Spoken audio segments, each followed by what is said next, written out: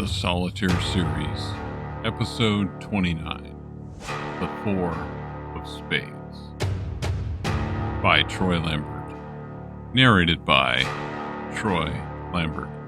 Copyright 2020, audio copyright 2025.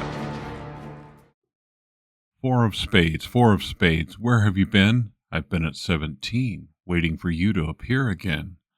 Four of Spades, where have you gone? You're the card my future is riding on. Four of Spades, you're finally here. The luck of the draw made you appear. 17. I should stay. Hit, I say. Four of Spades. 21. Hell yeah. Now this is getting fun. I'm only down 6. Surely that is something another hand will fix. The shuffle of the cards make it so hard. Counting evens the odds. Still, my fate is up to the gods. Jesus Christ, what am I doing? Am I drunk or high or both? Alec's hand shook as he picked up his drink. A few precious drops fell to the green felt. He smelled the whiskey as he brought it to his mouth. The bartender was either heavy-handed or he'd ordered a double straight up. Whatever, it tasted good. He had a problem, a big one. He owed his employer money, which meant no paychecks for a while. He was working for free. The hole in his stomach told him he needed to eat. The drinks he consumed at the table as he played certainly wouldn't fill that void. In fact, they made it worse. Of course, there was a restaurant nearby, but the smell of the casino covered any of the delicious odors coming from it. Just one more hand, just one more. That's all it would take. He'd walk away with a little cash, and maybe he could even get something to eat. Of course, that's because he was breaking the rules, gambling somewhere other than the casinos owned by his employer. He'd gotten to know them well in the few months since he'd been issued the 2 of Spades, a card that weighed much more than it should in his front breast pocket. He'd been extended some credit here. Hell, why wouldn't they? But if he left here with another debt, he had no idea what he would do next. Double down, he told the dealer. Winner. Hot damn. Only down 4 now. One final hand, just one more. A lucky turn of the card and some luck from the deck? Why not? What the heck? Stop with the rhyming in your head. It's fucking annoying, he told himself. Then he felt the hand on his bicep, a tiny one with a firm grip. He looked up. It was Jane. What are you doing here? Saving your ass, she said. Come with me. It hit him. Jane was a collector. She'd recruited him, but she was the talker, not a heavy. How had she found him here? The card, most likely. She'd tracked him. It wasn't the first time she'd had an uncanny sense of where he was that made no sense. Times when she knew he finished a job before he told her. Okay, he said simply. I'll be back, he told the dealer. No, he won't, Jane said. She threw $400 onto the table. Let's go. The place felt like a maze. He didn't know where the door was, but Jane did. She led him on a winding path through the slots and the various tables, past private rooms, and out into the parking lot. Once outside, he stood and swayed, the blinking LEDs that had replaced the traditional neon flashing their various colors of light across the parking lot. A breeze tickled his face, and he looked around. It was dusk, maybe? The sun was going down, and the air was much cooler than it had been when he went inside. What time did that mean it was? He had no idea. When's the last time you ate? Jane asked. It registered with him that his stomach had just growled, or was growling. Something was happening down there, something that told him he was hungry, but his fogged brain struggled to remember how long he'd even been inside. I don't know. Let's go, you're a fucking mess and you have a job to do. A job? Yeah, a job. He sighed. Okay. This one is different, she said as she led him through the parking lot to what looked like an all-night diner. He could smell the grease, the meat cooking, could almost hear the fries frying as they got closer. How is it different, you say? He struggled for words. Jane's face swam in his vision, her tight jeans and loose blouse meaningless and ethereal. She looked like the devil, an angel, a little of both, if he was honest. They stepped into the diner. A bell dinged overhead as they did. Sit anywhere you like, hon, a scurrying waitress shouted their way. Jane led him to a table. The chatter of other diners provided soothing white noise. The place was crowded, and forks clattered to plates, chicken disappeared into gaping mouths, fries followed by the handful. Something to drink? Pink dress, short, white apron over it, penny on a name tag, a white collar, a face distorted by too much makeup. Waitress, that was the word. She stared at him. He stared back. Coffee and water, Jane said, to start. And can we get my friend here a basket of onion rings? Coming right up. Want to hear about tonight's special? Bubblegum swelled in her cheek and snapped as her teeth came down. Fingers tipped by lengthy red nails spun a pencil as she waited. Sure, Jane spoke for him. His tongue felt swollen. It filled his mouth. We have a double bacon burger, your choice of our famous cowboy beans or fries. It's topped with... I'll take it, Alec said, and a chocolate shake. He hoped Jane was paying. He mentally checked his bank balance with a groan. Coming right up, darling. Jane looked at him. You found your voice. I did. You gonna be okay? Alec nodded, hoping he wasn't lying. Their coffee and water arrived a moment later, and he drank the water in one shot, then sipped the coffee.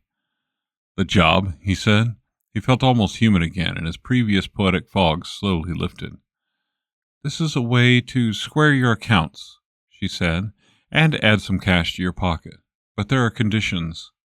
Alec thought of the 400 landing on the table and wondered if he would have to pay those back as part of his job, or if that was some kind of gift. What conditions? No more gambling anywhere. Not at Solitaire, not anywhere. If we catch you, your debt will be reinstated. Okay. With interest. I said okay. I know you did. One of the reasons I recruited you in the first place is that you didn't have a gambling issue. Now you do. We need to fix that, even if you need some kind of help. Really, I mean it. I can stop any time I want. Look at yourself. He did. Really looked. Rumpled jacket, wrinkled shirt, half untucked, top pants that hadn't been pressed since... How many days had he worn them? One shoe was untied. Both had scuff marks on the top, something he wouldn't normally tolerate in himself or anyone else. First thing, you admit you don't have this under control. We help you as a valuable employee, but we do have something for you to do. You said it was different. You find people for us. You're good at it, and good at making it clear to them what will happen if they don't pay their debts, right? Yes, I suppose. This time, we want you to find someone, but not touch them. Don't warn them, nothing. Just report back to us where they are and what they're doing. Okay. Why me? We have others on the job too, but they are, shall we say, more recognizable to the target. You've never met him, never seen him. The food arrived along with a refill of water, and Alec drank half the glass and emptied his coffee before starting on the burger. He paused between bites, juices running down his chin. Who is it? He asked, swallowing. His name is Jack, she told him. Jack Bardlow. Technically Jack Jr., but his father has passed on.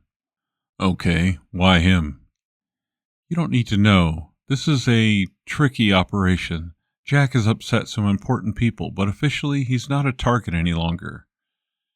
Any longer?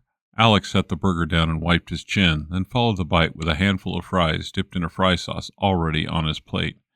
He found his water and coffee were magically full again. Penny was good. He technically paid his debt to Solitaire, but he has something we want. Got it. So you want me to get this thing? No. Listen. You watch, report. There are others more qualified to retrieve what we want. Watch, report. Got it. He filled his mouth again, powering through the burger. His shake had appeared too, and he paused to sip the dark sweetness. Don't be a hero. Don't make a move on this guy. That would be a deadly mistake. Jane sipped her coffee. She hadn't ordered any food, but ate from the plate of onion rings Alec hadn't touched yet. What's he look like? He asked. Jane opened her phone and slid it over. A man filled the screen. He walked with a cane, a Doberman by his side. A hat was tucked low over his eyes, and he wore dark sunglasses. Got anything better? Are you ready? He stopped, the last bite of burger in his hand. Ready for what? He isn't a pretty boy, Jane said. Her eyes sparkled. A smile toyed with the corner of her mouth.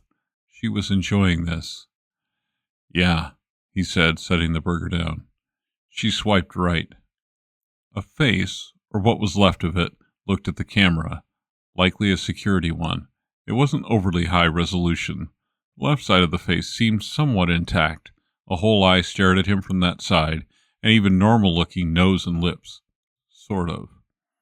It was as if a line split the face down the middle. The man's right eye did not appear to be functional. The skin was black, but also loose was the best word. The right cheek sagged, as did the bottom part of the eyelids. This side of the man's nose was blackened too, the nostril just a large hole. His teeth were intact, which somehow made things worse, because half of his smile didn't work, but even white teeth still decorated that side of the opening. He looked like a nightmare version of Two-Face from the Batman movies, worse than any depiction Hollywood could have come up with. He was hard to look at, and a lump of the food he'd already consumed rose in his throat. What happened to him? Alec asked.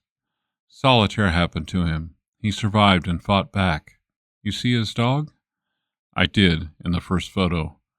She mercifully swiped back to that one. Alec was able to swallow the lump of bile and chased it back down with a bite of burger as he studied the dog.